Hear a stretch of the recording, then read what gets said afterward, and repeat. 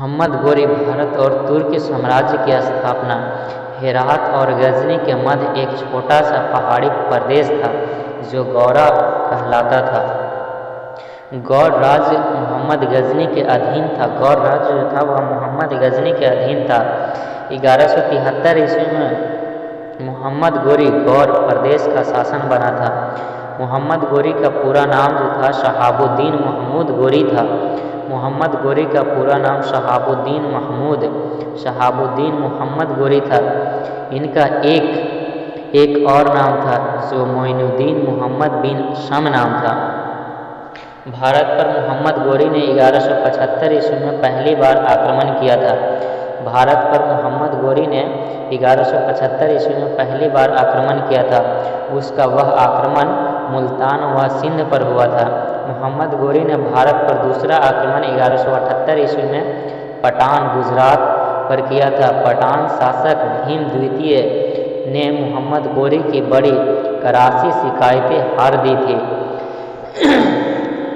भारत में गोरी द्वारा लड़े गए प्रमुख युद्ध तराइन की प्रथम युद्ध 1191 ईस्वी में हुआ था। मोहम्मद गोरी और पृथ्वीराज चौहान के बीच हुआ था, जिसमें पृथ्वीराज चौहान जो है जीत गया था। तराइन का द्वितीय युद्ध 1192 ईस्वी में हुआ था, जो मोहम्मद गोरी और पृथ्वीराज चौहान के बीच हुआ था। इसमें मोहम्मद गोरी जीत गया था। और चंदावर के युद्ध 1194 ईस्वी में हुआ था। 1194 ईस्वी में गोरी और जयचंद के बीच हुआ था, जिसमें गोरी जीत गया था, मोहम्मद गोरी जीत गया था। 1191 ईस्वी में पृथ्वीराज चौहान के साथ मोहम्मद गोरी की लड़ाई तराइन के मैदान में हुआ था, जिसमें गोरी बुरी तरह से हार गया था। इस लड़ाई को जो है इतिहास में तराइन की प्रथम युद्ध के नाम से जाना जाता है। 1192 ईस्वी में पृथ्वीराज चौहान के साथ मोहम्मद गोरी के जो है भिड़ंत जो है तराइन के मैदान में, इस युद्ध में मोहम्मद गोरी जीत गया था। उसने युद्ध में पृथ्वीराज चौहान को मार डाला था। पृथ्वीराज चौहान जो है किस युद्ध में मारा गया था?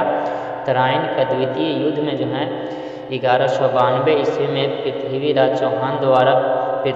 चौहान मारा गया था मोहम्मद गोरी द्वारा।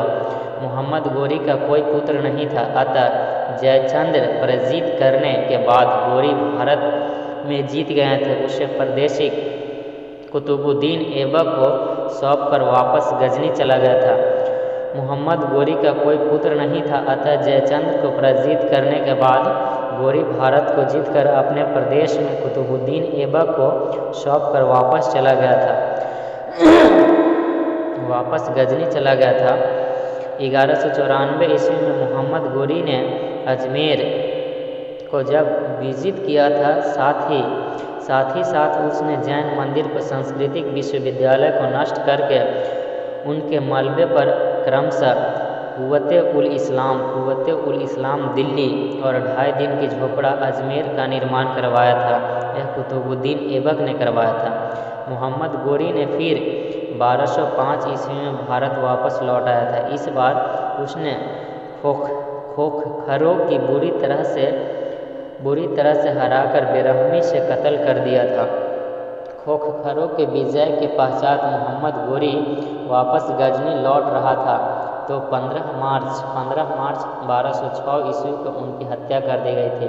मोहम्मद गोरी की हत्या 15 मार्च 1206 ईस्वी को कर दी गई थी।